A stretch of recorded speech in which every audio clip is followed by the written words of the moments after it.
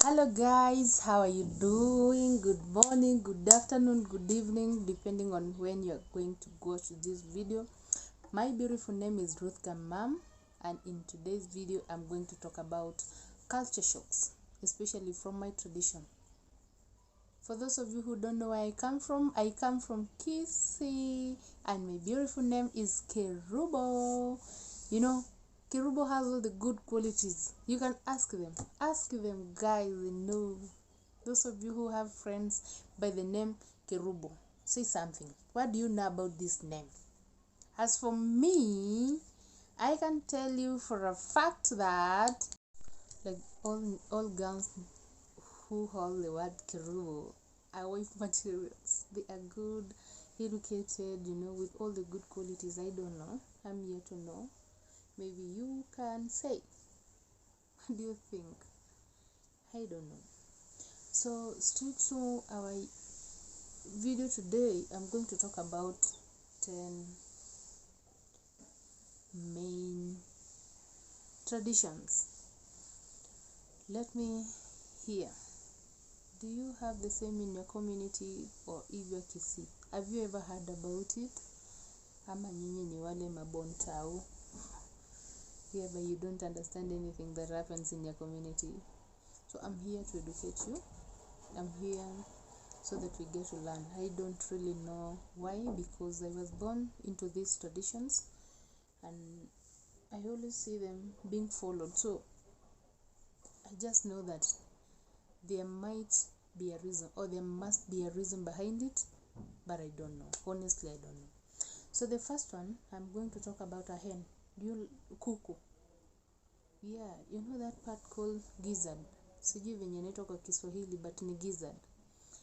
Yeah, the gizzard, I think, is that kapat which holds chakula. Yeah, that one.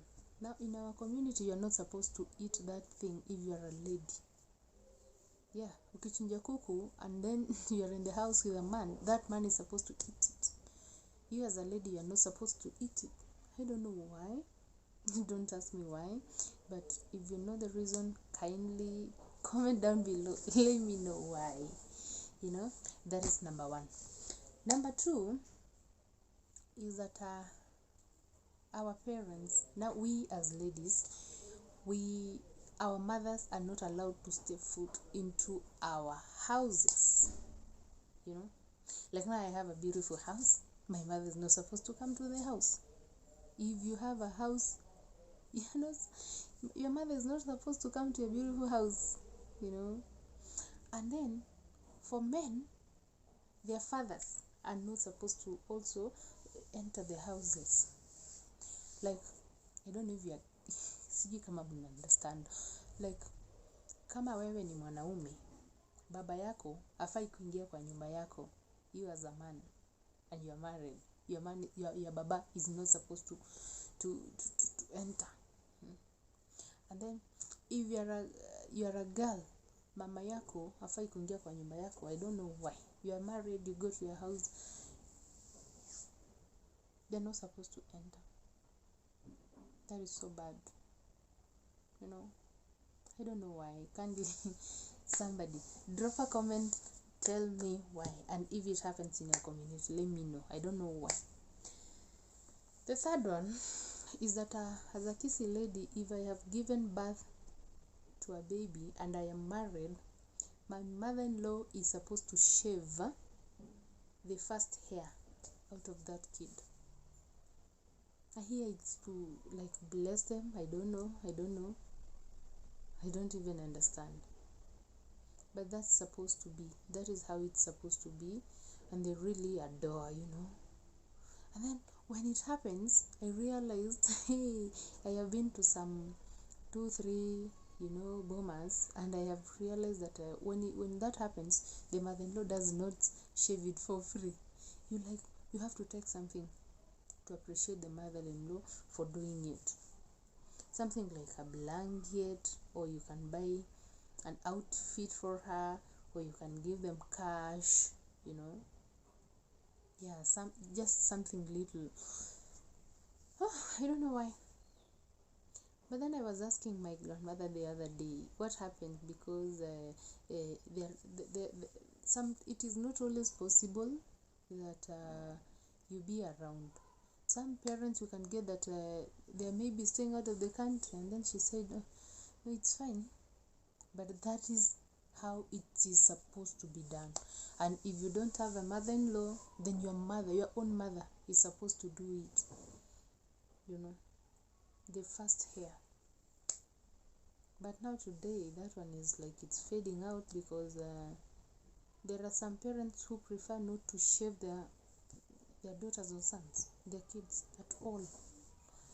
Yeah, but in our community, it has always happened like that, and there are those people, especially now, the people living in at home, that they have to, in the villages, they have to do it. That is the order of the day. Yeah. Does it happen in your communities, guys? Let me know. The third thing is about son-in-laws. If you're a lady, you've been married, or you have a spouse, you are not supposed to serve your husband chicken in your home. For the lawyers, they do it, but in our community, you are not supposed to serve your husband chicken and beans. I don't know why, but that is what happens, guys. Did you know that? Does it happen in your community? Oh, let me know. It is so interesting, but in our community, inakaa ni kama ni madharau. You're not supposed to serve your husband beans and chicken in your house. You not like kwa nyumba yenu, but from where you come from. Like now, my husband cannot come to my house, to our home, and eat chicken or beans. It is not supposed to happen that way. I don't know why, but that is what happens, you know. Into number 5, I'm going to talk about site building. You know, like you don't have the right to just build anywhere. As a son, you don't. In your compound, if you're the only son, then that is understandable. I don't know how it happens, but I know, like, if we have 2 sons, 2 or more, the first son has a specific direction from which they are supposed to build, you know, while the last born is supposed to build near the mother's house. I don't know the logic behind it. I don't even understand, but that's how it happens. Sometimes I don't know why, and that is it.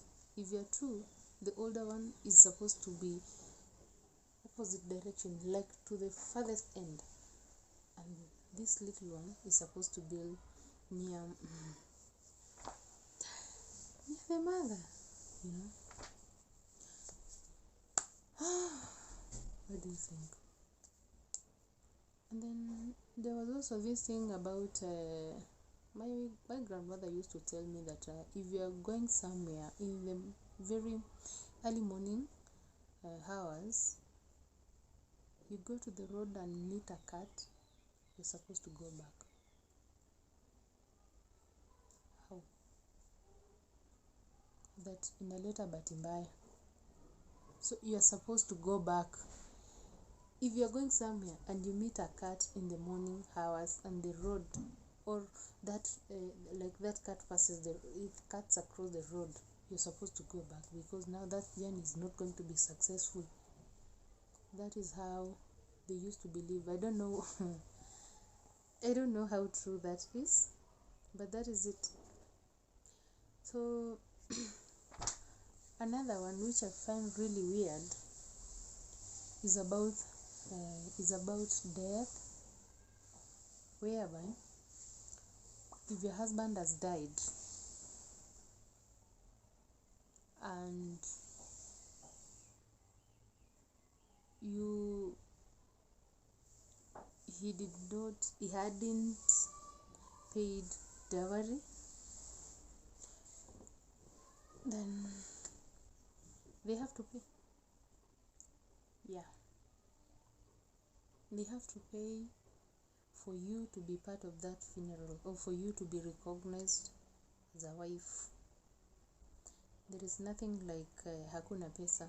They have they have to pay for you to be part of that family, to be part of that burial.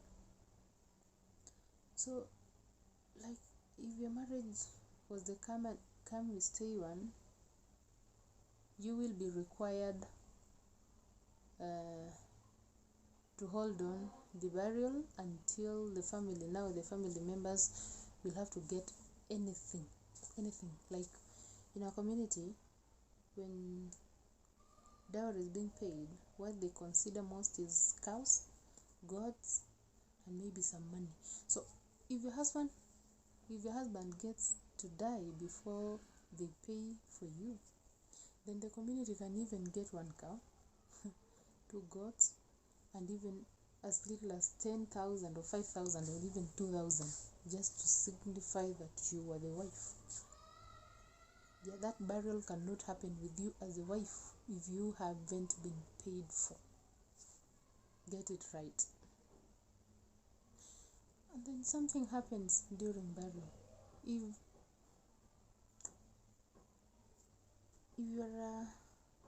you're a young wife,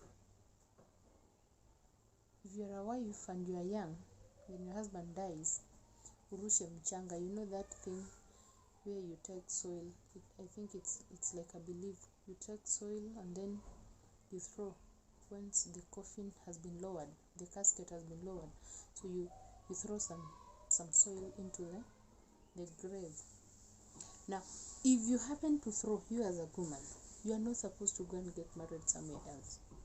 So if somebody was a young wife, they are always encouraged not to go near the grave. In fact, they are not supposed to even touch the soil during burial, because if they do, that means they're not going to be married later. They will have to stay in that boma until they die. If you get married, then that means your new husband is going to die. Did you know that? I don't know how true it is, but that's what happens. And then during burial also, in our community, anybody, be it the wife, sister, or just anybody who is pregnant, is not supposed to go near the casket. They say that if you do, then the pregnancy is going to come out. It is going to be terminated. I don't know how, I don't know why, but that's what happens. So each time a person dies and you know somebody who is like pregnant, you're supposed to protect them. You're supposed to make sure they don't go near the casket. They don't touch it. Yeah. It's sad, I know, but I don't know. Even if it's your husband, you're not supposed to go near them. Even if it's your brother, your mother, your anybody, you're not supposed to go near the caskets if you're pregnant, because that pregnancy is going to come out. I haven't seen anyone, but that is what I have always heard. And then there is also this common thing. I think it's very common everywhere, in almost all communities that I am conversant with, where when you are eating food, you're supposed to take a little pinch and feed your ancestors, like by throwing down. If it's tea, you're supposed to take you take a sip and then you throw. It's not common in our generation, but me, I've lived with my grandfathers, those old people. That is what they do. They cannot do it without they cannot do it without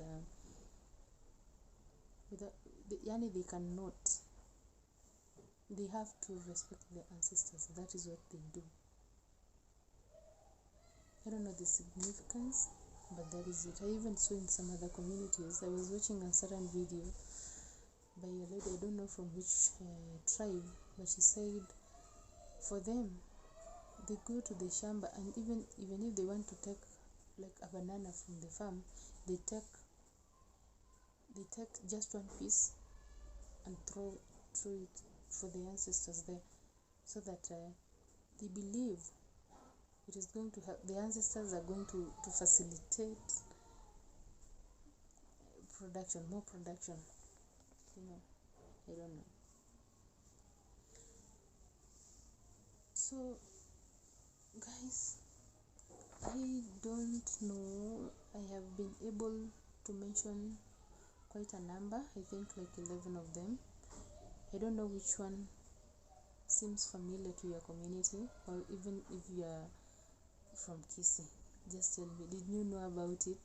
Like, did you know all these things happen?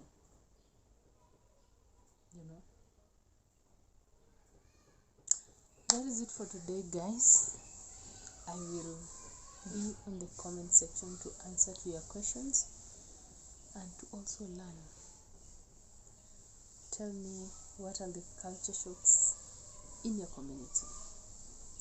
Thanks for everything. Thanks for watching this video, and if you've come this far, that means you really like my content. Kindly subscribe to my YouTube channel, support my hustle, and I will be happy.